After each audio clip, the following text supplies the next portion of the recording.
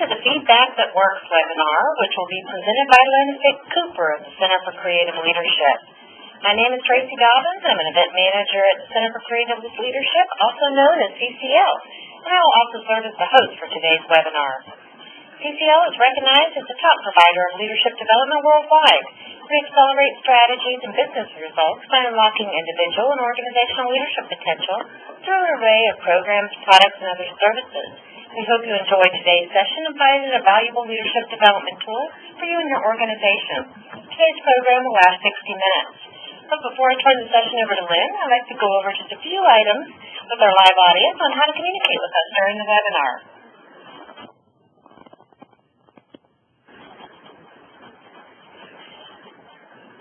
We invite you to interact with us utilizing the chat tool provided on the right side of your screen. Just enter your question or comments to all participants, and we will respond at the end of the session in the order that they are received. You can also communicate with us directly by addressing your comment to host, presenter, and panelists on the lower right corner of your screen. We will also include some audience polls throughout the session and ask participants to click your answer choice and then clicking on the submit button. If you have a group viewing the webinar with you today, just take a consensus of the group and make one response.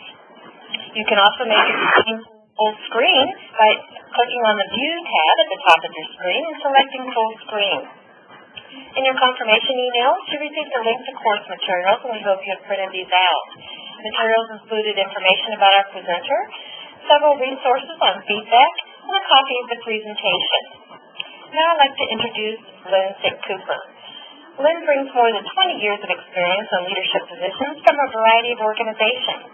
In addition, she has 10 years of experiential group facilitation and classroom training, experience in helping individuals become more effective leaders, and helping teams work more effectively and collaboratively through a variety of leadership development programs, including CCL's Women's Leadership Program, Leadership Development Program, Foundations of Leadership, and a variety of customized programs.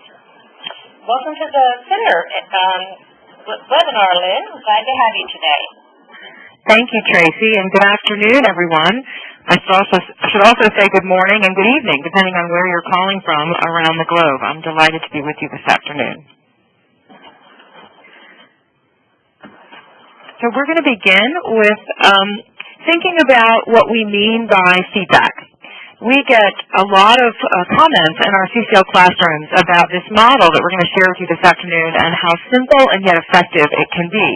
And so we're delighted to have the opportunity this afternoon to share this model with all of you, because if you begin practicing it, I think you'll find really great results in your organization. So let's start by just defining what we mean by feedback. And that is very simply information that you receive in response to actions or behaviors that you've taken or shown to others. So feedback is not only something you receive, however, it is also something, especially when we're in leadership roles, that we have to deliver. And so we're going to talk about a model today that will help you with both receiving and delivering feedback. We plan to talk about the common mistakes that occur in giving feedback, and thus why it is important to really focus on a model for giving it more effectively, what the necessary elements are for giving effective feedback. We'll share with you a very practical model that we teach at CCL for giving effective feedback. And then at the end, we'll talk about some of the common traps to avoid as you begin to practice giving effective feedback. First, I want to get you engaged by asking you why you think it is so difficult to give good, consistent feedback, either positive or negative, to the people we work with. We hear over and over again from participants in our classrooms that this is something they struggle with, particularly giving negative feedback. People don't think they struggle with giving positive feedback, although tend to find when they learn the model that they can even improve their ability to do that. But I'd like you to use your chat feature on the right-hand side of your screen to just type in some responses, thoughts you have. As Tracy mentioned, if you're in a room of people, perhaps get some consensus thoughts from the room, and type in some of the responses you have to this question. Why is it so difficult? I see them beginning to come in now. We have fear of hurting positive relationships. That's a good one. Too shy, right? It's difficult to often open ourselves up to giving this kind of feedback. Lack of time, absolutely. fear of a reaction, I'm assuming, is what this comment means. Right. What kind of reaction will we get if we give it this feedback? Getting a defensive reaction. Avoiding confrontation. Absolutely. Confrontation can be scary. Being misunderstood. Yes. Having the person not really understand what we're trying to say. Perhaps derailing another conversation that's already underway if we take the time to jump in and give feedback. Good. These are really great thoughts about why it is difficult, and all very true. Sometimes it can backfire. Absolutely. Wondering if we're right, evaluating our own thoughts. Why did I have that reaction? Maybe I misunderstood. Good. Good. Thank you for sharing your thoughts on this question. This slide shows some of the common responses we hear to this question, and we heard many of them typed into the chat feature today. It's hard to do it. It's difficult to take the time to know how to do it effectively. People are afraid they may say something they'll regret, as was mentioned or implied in many of the comments today.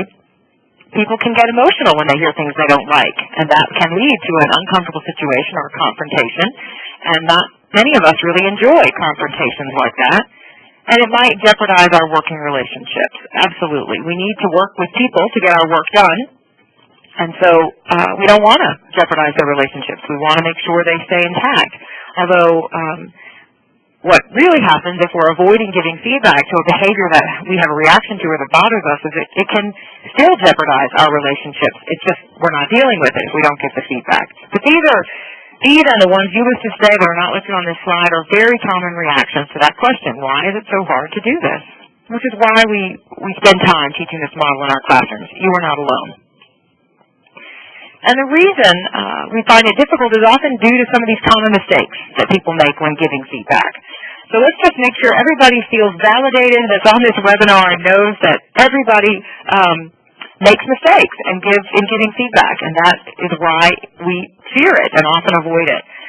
And one of the most common at the top of the list here is that feedback judges individuals and not our actions.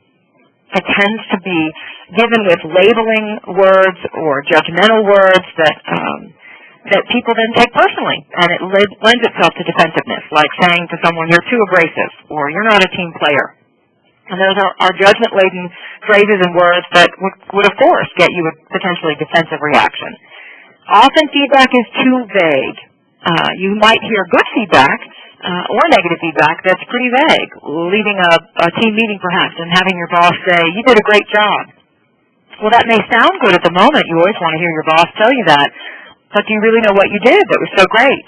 Do you have anything specific to go off of? You may have an assumption in your mind, but it may not be the thing that's in your boss's mind about what you did that was so great. So it's often too vague. It doesn't give us anything to work with. The feedback can speak for others. People are telling me they feel like you micromanage them. This really gets people's defensive reactions up because it sounds like you've been gossiping about me. People have been talking about me. Especially if you, the one delivering the feedback, weren't present to see this behavior or don't share this or don't have specific examples to give. It can seem like you're just reporting what others have talked about to you about me, and that never feels good to people. This is a common one I hear, and I'm sure all of you have, or many of you have heard the adage, give two positive comments if you're going to give a negative comment to someone. And typically you'll hear them say, put your negative comment between two positive comments or sandwich it between two positive messages. And what happens when we do that, if we consistently do that, then when someone comes up to you and says something positive about your work, what do you think you're doing? You're waiting for the other shoe to drop. You're waiting for that negative comment that you know is going to come next because you've now seen this pattern play out from this person. Well, anytime somebody compliments me, it's typically because they're setting me up for the negative comment that's coming next. So people don't even hear the positive feedback. They're just bracing themselves for the negative message that's going to come after it. Feedback is exaggerated with words like you always or you never.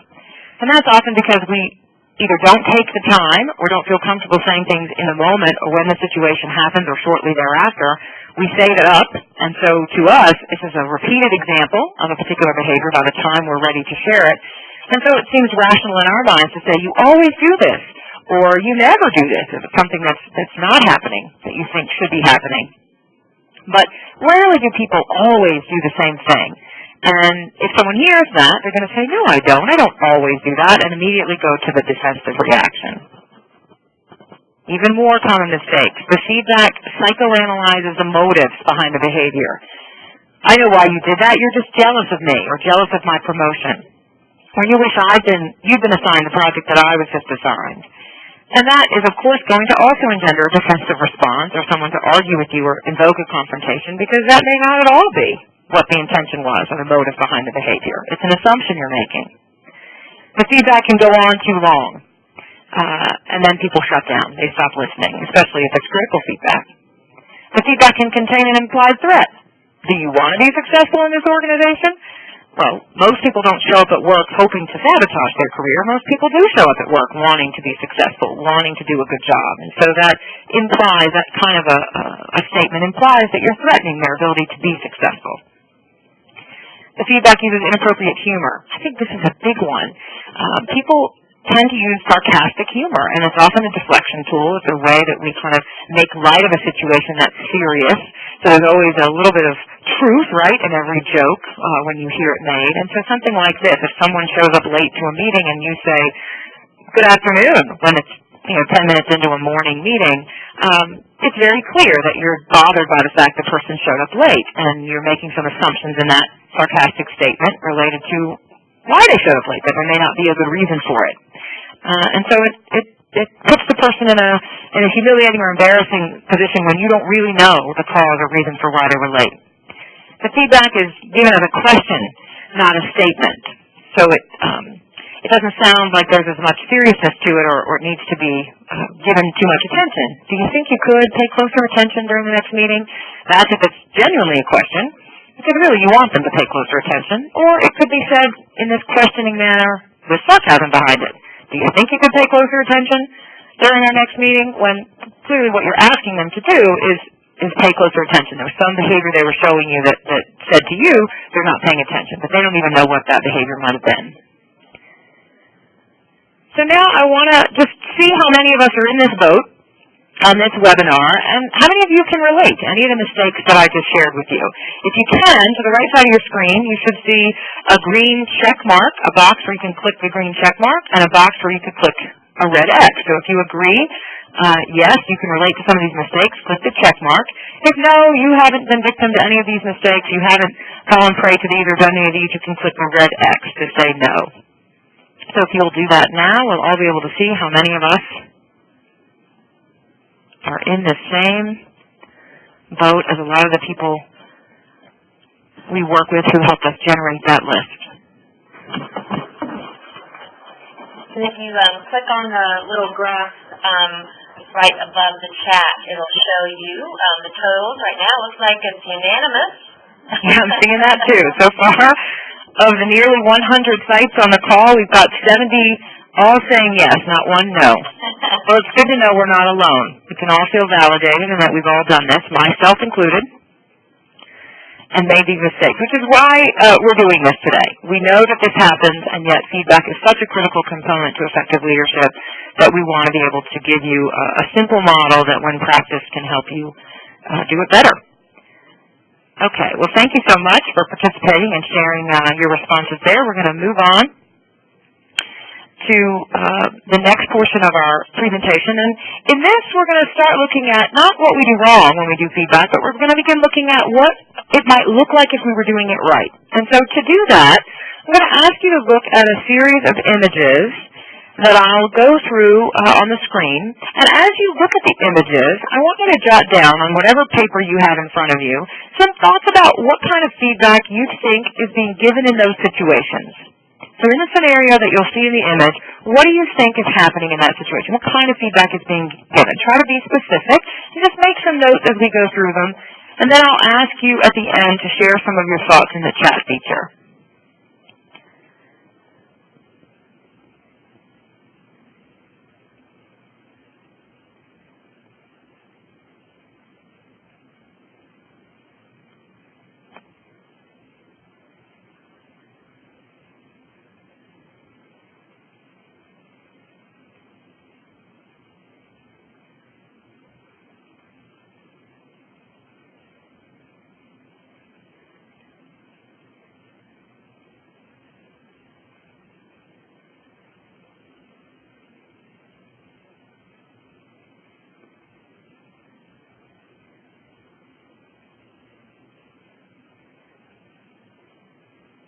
Okay, now I want you to look at all of the images in total.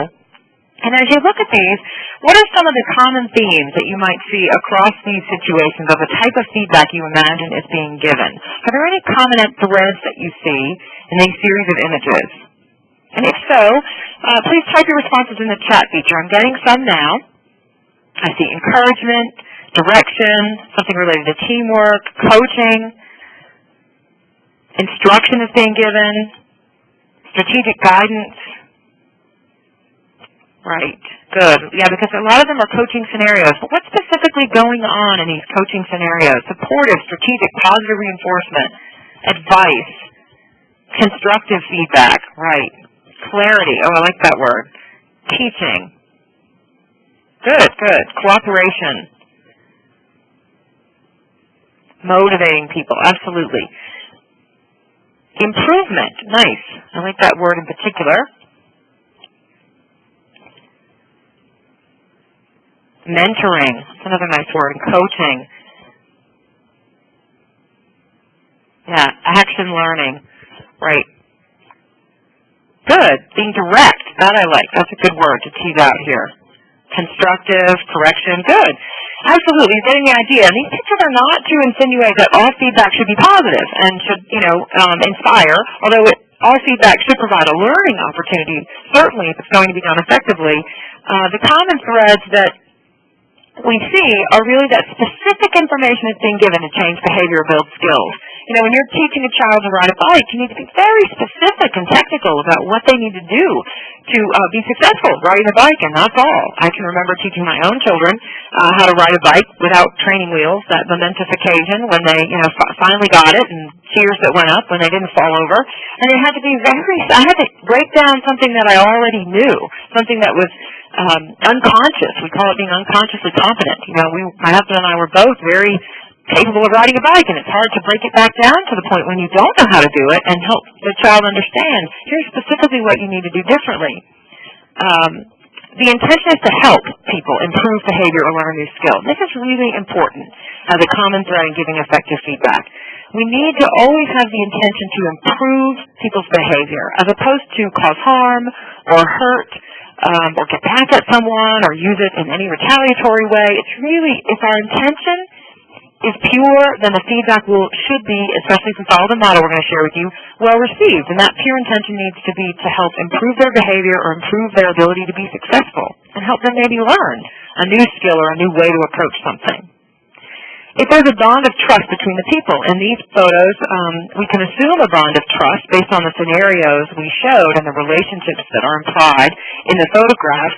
And this is hopefully the case in a lot of your working relationships. I know there are working relationships where there aren't a lot of, there isn't always trust present, especially if they're new relationships.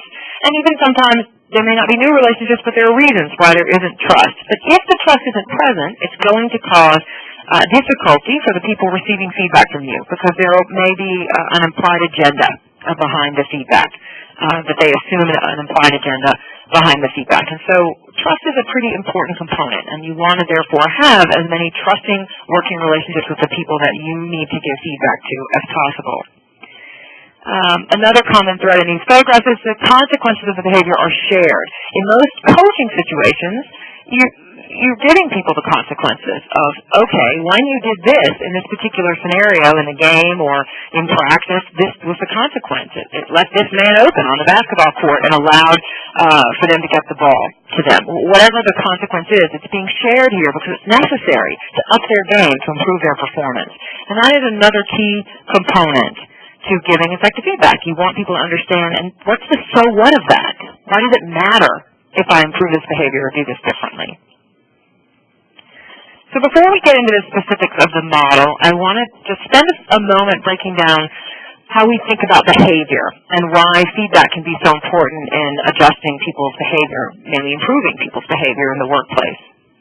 First of all, we rarely pay attention to what we would call normal behavior. When people are behaving as we assume they should be, or as is the norm, certainly in the cultures we live in, the norm for workplaces in those cultures, we don't really notice it. It's what we expect. We assume that people are going to behave a certain way. We only tend to recognize people's behavior, really pay attention to it, when it's outside what is considered the norm for a particular context or culture. So when it's extremely positive, when somebody does something really outside of what you either know that person to be capable of or what is normal perhaps in the context of the work environment, and you're like, wow, that was so great. You're compelled to share with them how great it was, how much they surprised you with that fabulous work they did that might be above and beyond what you expected from them. And the same is true of extremely negative behavior, when people exhibit behavior that is either out of the norm of the culture and not acceptable in that context or culture, or even outside the norm of what you typically see of that person, or what should have happened to allow the team to progress or the work to move forward. Then that's when we notice it. And it's often when we don't know what to do with it, because it's in the extreme negative cases that, well, gosh, how am I going to bring this to their attention? I don't want to have further confrontation or conflict, but wow, that was really not good, what that person did. And even in the extremely positive situations, we may tell the person they did something great, but we don't often know how to tell them specifically what they did that we found so impressive, so they can get the learning from that to say, wow, okay, I want to keep doing that because that was seen as really positive. Timely, ongoing, accurate feedback is really the best tool for improving our own behavior and helping our employees develop. And as leaders, we have a responsibility to helping others develop. It's part of the job. And so we not only want to keep improving ourselves, we want to get feedback, but we want to keep helping others develop as well. This has a really important point also, and that is that by catching our employees doing something right, we have the opportunity to shape their behavior until what might be just average or good behavior becomes really great behavior. And this is something that may seem obvious to some of you, but to a lot of people in the classrooms that I'm in when I'm training CCL programs, they're kind of surprised by this one, and they will say to me, but Lynn, you know, I pay them to get it right. This is their job. They're expected to do their job well. Why do I have to constantly praise them for work they're just expected to do? And that's not exactly what we mean here by this. What we mean is, first of all, everybody likes to be told when they're doing a good job. It may be uncomfortable. Some people may go, oh, I'm uncomfortable when I'm complimented. So it certainly doesn't mean that we don't experience discomfort in ways when we receive even positive feedback, if we're sort of humbled by that. But it's always nice to hear. You want to know if people think you're doing a good job. And so that's important. It's important because if you're only hearing the negative feedback, if the only time you ever hear from your boss or from your peers are the things that you're doing that aren't so effective, then you start to not listen again. It's sort of like the model where you sandwich the feedback between two positive messages. You stop hearing the first statement because you're just waiting for the negative one. And in this case, if all you hear is negative, then you just sort of tune out. You get your body starts to move toward your psyche starts moving toward protecting yourself and saying, I can't take that in anymore. And so you need to be given both. You need to be given a fair amount of, a really good amount of positive, motivational, encouraging feedback that says, gosh, here's what you do really well and I really appreciate it on enough of a regular basis that when you have to receive and or deliver some difficult feedback, it's more well received. Turnover, another good reason around this is turnover is expensive. So if sometimes if we don't catch them doing something right enough along the way and or catch them doing something wrong early enough to correct that before a large mistake is made, it can cost the organization a lot of money in either just turnover because they end up derailing or maybe getting fired or leaving the organization on their own accord for various reasons. But the more you can as a manager or leader help shape people's behavior early and often, both positive and constructively, the better it is for everybody in the organization and in terms of cost. So, effective feedback makes information useful to other people, gives them something they can hold on to, something specific that is useful to them. It allows you to replicate and improve your performance. Replicate those things you're doing well. If somebody tells you specifically what you did, you can say, wow, I'm going to do that again. That's great to know that. And then improve those things that didn't work so well for you in a future situation that might be similar. It should be developmental in nature, and this gets back to intent. Our intent is to help people learn and to help people improve as opposed to cause harm or hurt. So it needs to be with that intent that we give it, that it's developmental in nature. It's direct. It needs to be specific and direct. and we'll talk a minute about what that should look like. It should be behaviorally anchored, meaning it's something I saw you actually do without the assumption of what I thought you might be thinking or your intent behind it. It needs to be behaviorally anchored in what you actually saw in terms of behavior. And then it's non-judgmental, which we talked about earlier. You don't want to use judgmental language. I think this is the hardest one, frankly, because I think as human beings, we are prone to judge. And part of that is because we've been trained to do that, right? As leaders, part of our job is to evaluate situations, to analyze. And so we've grown accustomed to judging situations, and that's in all parts of our life, at work, at home, what we see on TV, politics, what's happening in the world. We're prone to analyzing and judging that. And we are very quick to use very judgmental language with people. And that really gets in the way of effective feedback. So here's the model. It's very simple, sort of remind you of a crime show perhaps, SBI. This is not CSI Miami or New York. This is but a helpful acronym for you all to hopefully easily remember. SBI stands for Situation, Behavior, Impact. So we're going to break down this model so you understand the specifics of each piece of it and how to do it. Situation means the specific event or circumstance during which the behavior occurred. The behavior needs to be observable actions. Verbal comments, for instance, nonverbal behaviors that you can see and or signals or signs that people give, and mannerisms that people have. So behaviors are not just what we say, but also what we do non-verbally and verbally, and in terms of something that's actually viewable by others. Impact is what I, or others perhaps, in the situation thought or felt as a result of that behavior. So it would come out as something like I saw, I heard, I felt, I thought. It's not an interpretation or a judgment on the motivation or intent. I can keep reiterating that point because I think we're naturally prone to go there, and we want to back it up a step and talk about more the impact it had on us. And so let's break this down even further. Situation, it needs to be anchored in time and place. When you give the feedback, you need to tell the people exactly the situation you're referring to. So, when you presented the March sales figures to senior management last Thursday. This allows the person who is receiving the feedback to go right back to the particular situation you're referring to in their mind's eye, and they can immediately put themselves in that situation and go, okay, yeah, I know what you're talking about. So you have to ground it in time and place. You don't want to just say, several times last week, or you always, as we talked about earlier, or, recently I saw you do this. Because immediately people are going to wonder, well, when? What are you talking about? What situation? When did I do that? Instead, you want to take them first right back to the situation you're referring to. And for the behavior, you want to, your purpose here is to allow the person getting the feedback to know exactly how they behaved, specifically what they did. So if you think about this, the best way I can help people understand it is to think about things that can be seen or captured on a video camera. So if you had a video camera and you were recording a person in a meeting, it would be anything that was visible on that video camera. Words they said, mannerisms, gestures, their nonverbal behavior, the tone of voice, anything you could capture via video camera. You can't capture what someone's thinking on a video camera. You can't capture their intent. So you can't make assumptions about that. You need to restrict it to what you saw them doing.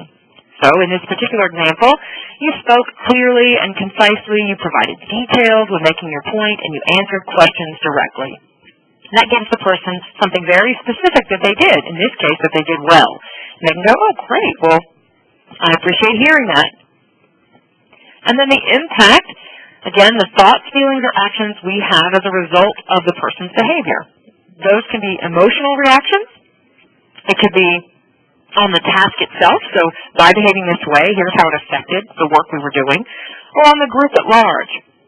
And I want to tease out the difference here between when you give feedback about the impact on a group. Earlier I said a mistake made in giving feedback is when you share that others have told me that you do this. This is different because here when you're giving feedback connected to a group, it's because you were there. You were part of the scenario, and as leaders, oftentimes our responsibility is to help people see the impact they're having on an entire team or an entire group. And so if you can see that the behavior a person's exhibiting or anything they're doing is having a negative impact and or a positive impact on the team, you want to share that too as the leader and say, I noticed and the team did this as a result. That works both for good and bad. So when someone, for instance, comes into a meeting and begins complaining about something in the organization, I don't know why senior management expects us to do this. They don't know what they're talking about. This is crazy. How are we going to do this? And you've probably seen that happen in meetings, and it can take everybody in the room down this path of being negative or complaining, and they derail us from the point of what we're trying to do, which is maybe come up with solutions or solve problems. And otherwise, we might get into that sort of bickering scenario in a meeting that's just not as productive. Whereas on the positive side, the same can happen. Somebody can come into a meeting and they can, really present people with some positive ways to think about a situation, and that can take the whole meeting up to another level and get everybody energized. And so you want to be able to give feedback you've witnessed when they're doing this in a group setting. But the key is having witnessed it. So in this case, the impact of the example we're following is consequently the CEO approved the plan and gave it full funding. I was proud of you. And we're going to talk about some other examples in a moment. But let's just test for some understanding here and see which you think is the better way to capture the situation based on what I just shared with you. A or B? And just use your chat feature to type in a quick A or B response. On Tuesday in the break room with Carol and Fred, or B, a couple of days ago at the office with some of our colleagues. Oh, you're great. You're getting 100%. I'm seeing tons of A's coming in over my chat feature. Wonderful. Absolutely right. A is the more appropriate way to capture the situation. It's very specific, tells you where you were, what room, on what day, with what people. Great job. Okay. Now let's test for behavior one more time. Let's see how good you are. This, we're going to have a poll that you can complete. I want you to give me the right answer to this pop quiz. Identify for me the behavior in this list. So you have multiple things listed here, A through I, or you could select J, all of the above, or K, none of the above. And you'll see now on the right side of the screen a poll that you can complete. And again, if you're in a room with a lot of people, try to take a consensus vote on your answer and pick one of these. And we'll leave a few minutes for this poll to be open, and then we should all be able to see the results.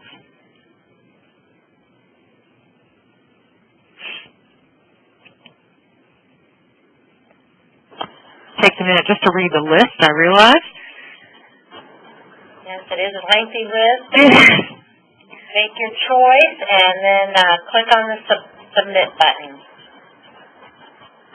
Oh, thanks. Yeah, I forgot that submit part.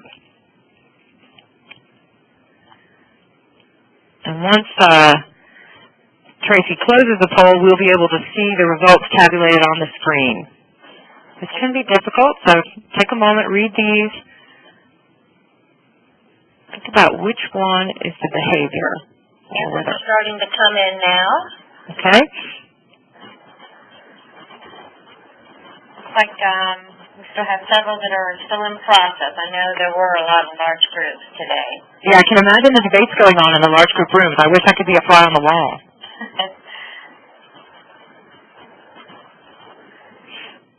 Okay. And this is, you got it? No, they're still coming in. Okay. There's several still in process. I'll let those continue, and then we'll close it out. This is good. This is good, because I'm glad if you're struggling, because it means you're really thinking about the concept and wondering which one of these is truly a behavior. And that's important, because to really understand the model, we need to get it conceptually first, and then we're going to have to practice with it. Okay, be about another 15 seconds. And there are a few answers, really, for about each one. Okay. Soon we should be able to... 5 seconds. Here we go.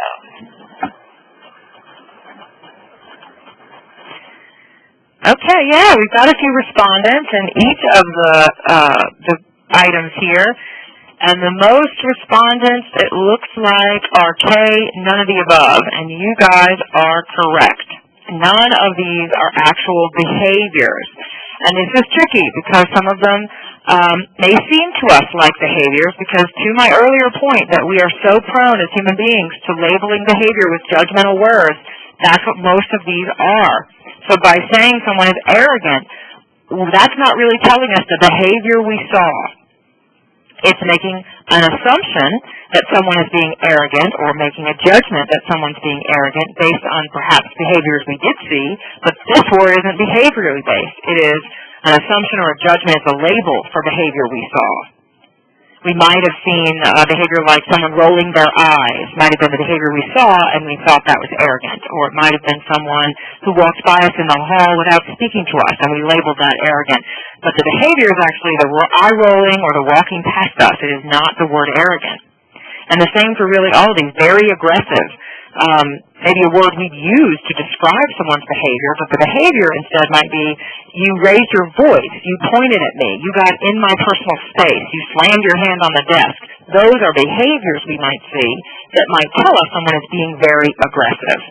But it's not the behavior itself, the word aggressive. So this is not to trick you, but to try to help people understand that this is difficult. It can be difficult to back ourselves up and make ourselves think about what specific behavior did I see that gave me the reaction I had. Because that's what people need to hear about, is the behavior itself, not the labels we use or ascribe to that behavior.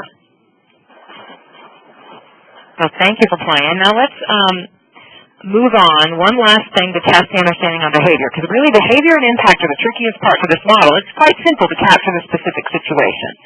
But in this, again in your chat feature, which one do you think is the better way to describe the behavior? A, he was rude during the meeting, or B, he spoke at the same time another person was speaking? Okay. 100% B is coming in on the chat feature. Absolutely. B. Rude is, again, the label we're ascribing to someone speaking over another person. We make an assumption or ascribe judgment often, at least here in the United States culture, that that is rude behavior. And so that's often how we might give it to people. We might say to people, you were rude, but that may not be rude. It may not have been anybody's intention to be rude. It may not have been perceived as rude, even depending on their culture or their context or their family or their own upbringing. But speaking at the same time as another person is more specific. Good. One more, just to make sure we're getting it. A, she leaned forward in her chair, wrote notes after others spoke, and then shared her thoughts with the group. Or B, she was engaged during a small group discussion. Okay, you guys got it. A is exactly right. I think it's common for us to use a phrase like B, she was engaged during a small group discussion, or this morning it was great, you were really engaged in that meeting.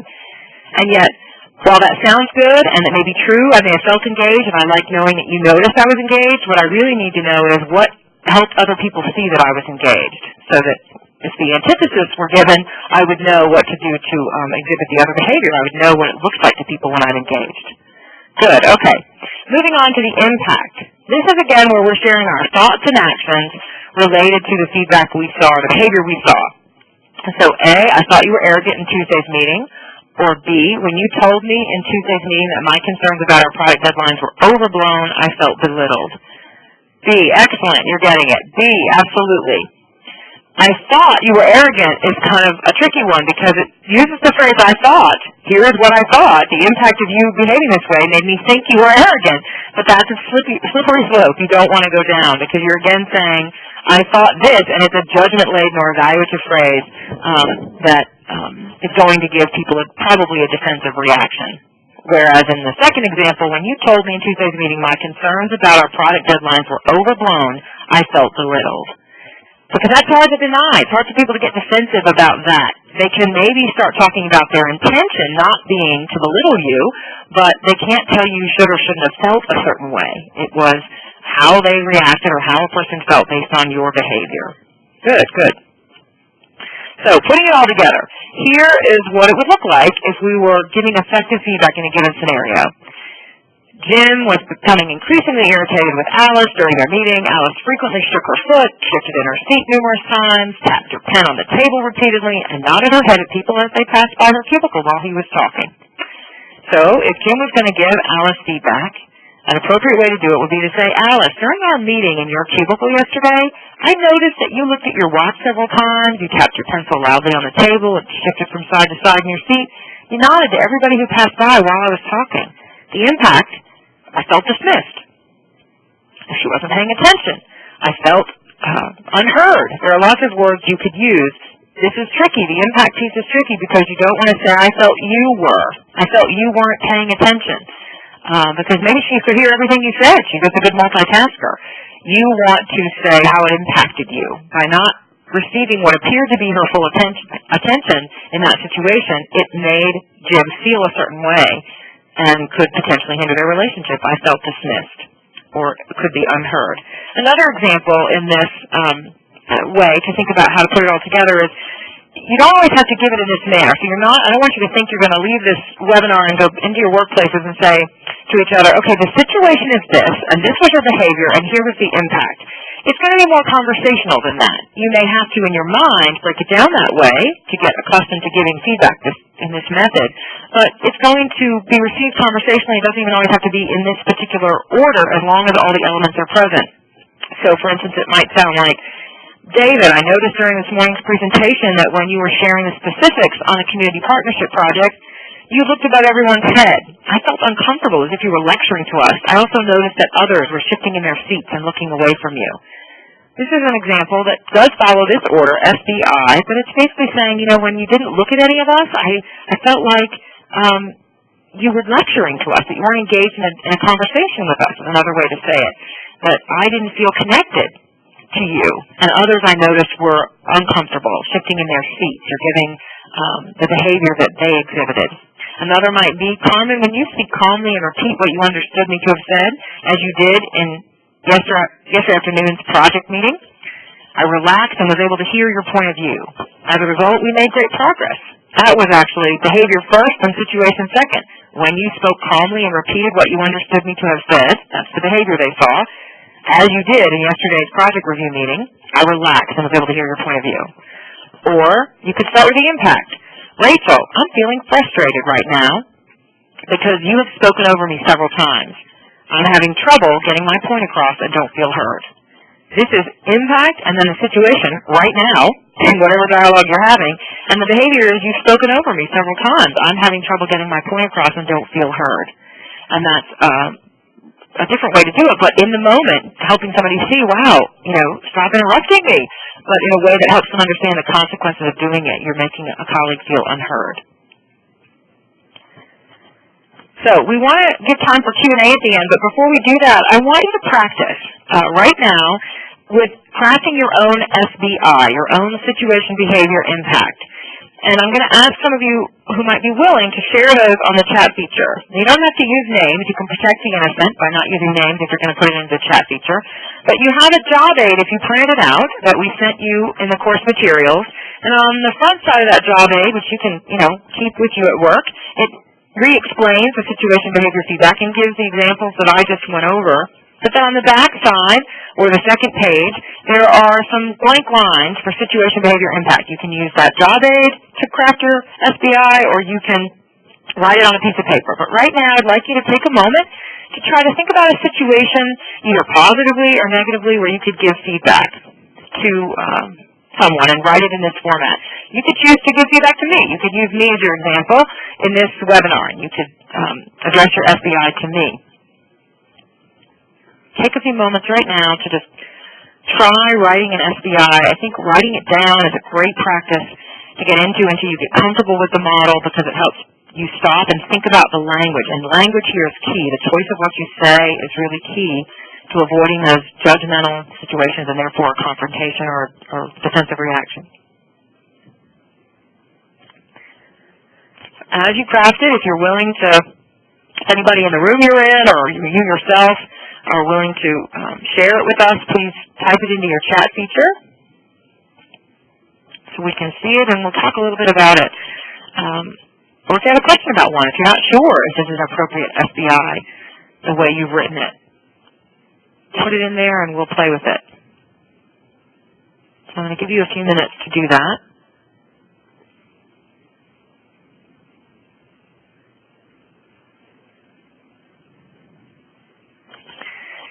Here's one. In today's meeting, you were 40 minutes late. I felt like my time was not important to you. Great, this is pretty good. It was today's meeting, so you know exactly what we're talking about. Hopefully it was the only meeting that there was that day, so I know specifically which one. You were 40 minutes late. That's the behavior. You showed up 40 minutes after the meeting started. I felt like my time was not important to you. That's good. Tells you the impact on you. Felt like my time wasn't important. Could be I felt unimportant. I felt dismissed. I felt like my time was not important. Excellent. This is a great example. And instead of saying, you were late, you were disrespectful, you could say, I felt disrespected, or you were rude, or whatever the case. I felt like my time was not important to you. That gives the person an opening for dialogue. That's the other thing I should say here about feedback. It's often a starter for a conversation that's more productive between the two of you. Because it's rare that you're going to give feedback of any kind and have it just left there, unless it's purely complimentary feedback and the person just says, thank you for noticing and sharing that with me, then you might move on. But often if it's constructive feedback, it's going to open up a dialogue between the two of you, and hopefully one that starts at a better place than a confrontation. They may start explaining themselves or say, oh, wow, I didn't realize that you felt that way, I'm sorry. Or they may have a very good reason why they were 40 minutes late that you're unaware of, and now they have an opportunity to share it with you. I'd welcome other examples if anybody else is brave enough. I appreciate that participant for sharing theirs. Okay, here's one. Lego yesterday, when you growled at the mailman, just a dog perhaps, when you growled at the mailman, he jumped back in his truck. The impact is that we are not receiving our mail most days of the week. I would like you to refrain from growling at the mailman. Is there something that is going on between the two of you that I should know about? I love it. I'm assuming this is a dog. If this is a human that's growling at the mailman, we may have other issues, but I love the example. Absolutely. We are not getting our mail. You frighten the mailman. This is good. Obviously, this person gets the point. I appreciate the humorous example. Last Tuesday, when we were talking about the kids, I noticed that you cut me off when I made some suggestions. I felt you didn't value my thoughts. Did I understand you correctly? This is nice. The only tweak I'd make is you might, instead of saying I felt you didn't, you might just say I felt my thoughts weren't valued. Because that is right. You own it then. It's about you and how you felt as opposed to I felt you or I thought you. I felt unvalued or unheard. Is that what you wanted me to feel, or did I understand you correctly? You could just end it with I felt unheard and let them respond. Some good ones coming in now. When you and I were talking yesterday at the customer site, I noticed that you seemed distracted by other people walking by. I noticed the customer was visibly frustrated, and I felt that the presentation wasn't as effective as it could have been. This is good. The only tweak I would make to this one is that you seemed distracted. It is, again, implying what you think was going on. What you really probably need to do is share what you saw that looked like distracted behavior. Was it that the person was turning their head every time somebody walked by the conference room and looking at them, pausing maybe in their speech? What specifically was going on that led people in the room to believe that the speaker was distracted? And then, great, I noticed the customer was visibly frustrated, and I felt the presentation wasn't effective. That's a beautiful impact statement. Nicely done. Just be careful about the behavior being specific things you saw. The question you generated in today's meeting generated many possible solutions from others and gave us a path to decision. Nice. You might want to be specific about the questions. The specific questions, X, Y, and Z, whatever those were, today's meeting generated many possible solutions. But otherwise, very well. Good job.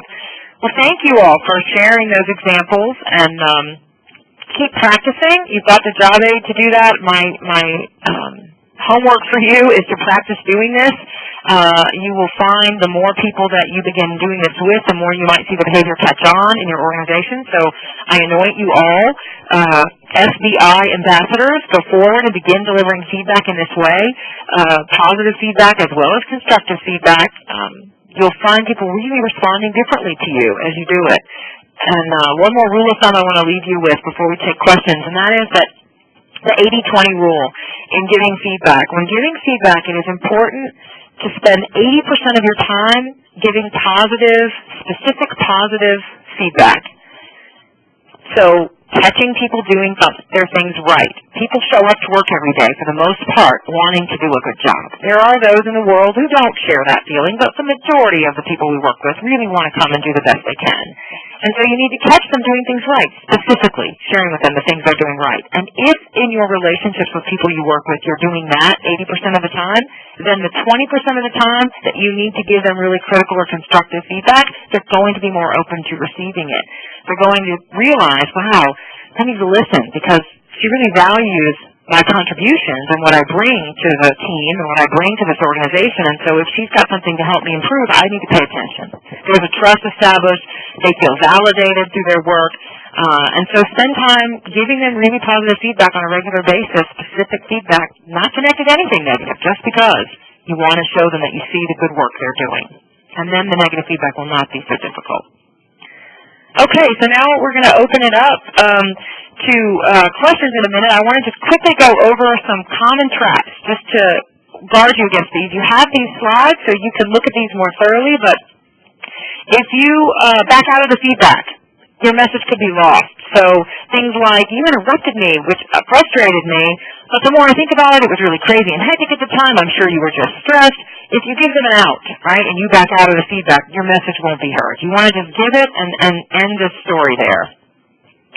If you pull on your own experiences, it can, again, diminish the experience you're trying to give the person who had the behavior. You take ownership away from them, from the receiver, and take it on yourself. You know, gosh, in yesterday's meeting when you interrupted me, I felt really dismissed. But, you know, I remember I've done that a lot of times. It's because of this. You know, you're trying to make it more comfortable when you're giving it, but it's really taking ownership away. You give them an out, and then nothing has to be done with that feedback. Same thing in the next example. If you pull your own vulnerability, you presume to know what they're thinking. I used to have the same problem. Well, maybe that's not at all what they were thinking or feeling. So you need to stop after the SBI and let them respond. If you cushion it with, you're not going to like hearing this, well, chances are they're not going to like hearing this, and you're going to get a defensive response. If you label it, I'm going to give you some negative feedback, you know, imagine they're going to brace themselves and not necessarily hear the message the way you want them to. Oops, sorry, moving on. Highlight a couple more here. If you don't use words that precisely communicate your message or are insensitive to the language you use, like this one, if you were a real windbag in that meeting this morning, again, that word windbag is a judgmental word. You may think it's shared meaning from everybody, but it's not necessarily going to be effective in your delivery. Again, you don't want to judge the person. You want to talk about the behavior specifically. And then delay. I get a lot of questions about the timing. How soon should I give feedback after a situation occurs?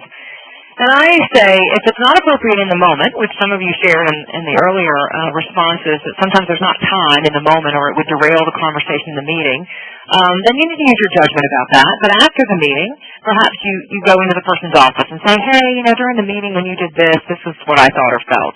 So that it's fresh and immediate. And if you're not sure, if you're having a reaction but you're uncomfortable giving the feedback and you're not sure what to do, then my rule of thumb is sit on it for 24 hours. You know, give yourself overnight, sleep on it. If you're still bothered by it the next day and you really think you need to say something, then do it. But don't wait more than, let's say, 48 hours if you can help it, unless it's just physically impossible to deliver it.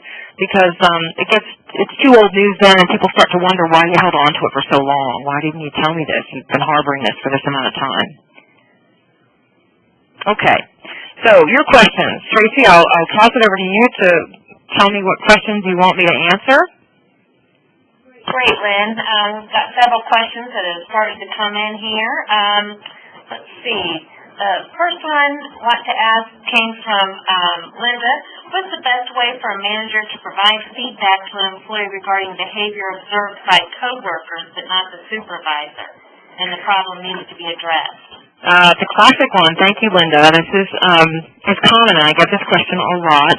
And I think it's tricky because, as I said earlier, you want to avoid giving feedback about things you didn't observe yourself. So in this situation, your best bet is to try to get those coworkers to directly give the feedback themselves to the person. So what you could do is coach the coworkers to say, well, here's a model. In fact, you could share this model. Here's a model for how to give feedback. In fact, we record these webinars and make them available to you, so you can even have them listen to it. So you could share that, coach them, and how to deliver it directly to the person. Or if it's a situation that they're telling you about that you weren't a part of, but you have previous experience where you've been in situations where you've seen the person do that, then perhaps you can draw upon that experience to give the person feedback. you really need to avoid saying, people have told me you do this. It's just too easy for the person to go, no, I don't. Deny it, not own it, not really get the message you're trying to deliver. You want to give feedback for situations you yourself have observed, and so do that to learn ones you've observed if you have a similar situation with the person, or coach the others to go directly to the person. And question from Mary Ann, what's the best way to provide feedback to reinforce behavior change? So I think, if I'm understanding the question correctly, meaning if someone's making an attempt to change a behavior and you want to reinforce that, that can come, I'm sure, both, again, positively or negatively for a person. So certainly if someone is trying to change a behavior and you want to reinforce the need to continue doing that, you want to catch them when they're doing it well, when you see it happening, as soon as you can in that moment, point it out to them so they can feel what it feels like and realize, oh, I just did it right there. Or on the negative side, if it's something they consistently do that's getting in their way, again, you want to reinforce with consistent feedback around that behavior when you see it. There was another example where you did X and maybe help them with a different way to think about it. So you want to be as immediate and relevant as you can with both the positive and negative reinforcement of somebody who's trying to make behavior change or to consistently give it.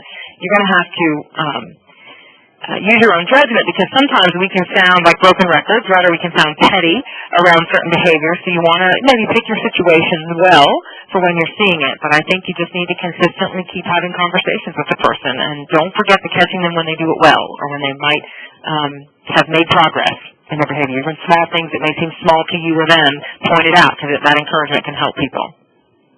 Okay, question from Gail. In a professional work environment, and the third facet, impact, when you state I feel or I felt, do you think this departs from the professional work environment and enter into a personal discussion that could lead to the defensiveness in arguments? I get that question a lot. A lot of people are uncomfortable with that word feel, especially in the business context or professional setting. I felt this as if feelings have no place in the workplace. And yet I would still encourage you to do it. So you can certainly use I thought, but oftentimes people's reactions to situations and things that hinder relationships are feeling-based. So I felt dismissed, not I thought you were, but here's how it made me feel. When you interrupted me repeatedly and didn't let me make my point, I felt really dismissed and unheard. And so I think that's okay to say that. I think it's needed, because we don't do work in a vacuum. We do work with other people, and human beings have feelings, and those feelings need to be dealt with even in the workplace in order for productive relationships to occur and for people to work really effectively together. And that's really what we're talking about here. We're talking about having the most effective, productive work environment we can, and to do that, we have to be able to address behavior that impacts us negatively. And so I think it's okay. I felt this way. I felt dismissed. Because, wow, okay, I didn't realize that. Some people may walk away from hearing that and say, well, I don't care how you felt. That's not my problem. And you're going to run into that. You cannot own what the receiver of your feedback does with it. All you can do is have the integrity to deliver it. And how they choose to respond to that is going to depend on lots of factors. It could be based on your relationship, how much they care about what you thought or felt about them, how much they care about your work relationship, how important you might be to them. It could be they disagree, they're unable to receive it or hear it, and they just are not going to own it. It could be that was their intent, and they're okay with that. And they're okay with having done that and walk away. You cannot own that. All you can do is manage your own reaction and give true to yourself and true to the situation feedback with the intent, again, to help improve behavior. Because if they're going to keep repeating that behavior, they might have the same negative impact or hurt other people's feelings. It's not so much hurting my feelings, oh, I'm in pain, I'm going to cry. It's more, wow, I felt unvalued. I mean, that's real. That happens in the workplace. People feel like they're not valued and heard, and that can lend themselves to not speaking up and not offering valuable contributions in the future if they begin to feel that too much. So I think the word choice is important, but not to shy too much away from expressing those feelings. I think we have time for just one more question, Lynn. This one's from Dick about how can you use this model to manage up? Yeah, that's a good one, too. And we talk about giving feedback to superiors, bosses or superiors. And I think it can be very effective. I was a VP of marketing for a firm several years ago, and the CEO, I reported to the CEO, and the CEO had this habit of embarrassing people. You know, he sort of managed by fear, and in a lot of situations he would call people out in front of the executive team at executive team meetings, and it was very difficult for a lot of people to handle, and that is not a way that I personally am motivated. If someone tries to, I'm very critical and hard on myself, and so if someone does that to me, it shuts me down. It doesn't actually make me want to work on that behavior. I get sort of paralyzed by that and can't function as well. And so, you know, we went to lunch one day, and we were having lunch talking about work-related things, and I told him, I said, you know, I want to share something with you that is important for us to continue to work well together, and that is, you know, in meetings when you do this is the impact it has on me. And I didn't say, you know, this is the impact it has. I said what it was, but I said, you know, that really is not motivating to me. It actually paralyzes me. I'm so self-critical that what I need instead is if you would pull me aside privately and coach me if I'm doing something you think that's getting in my way.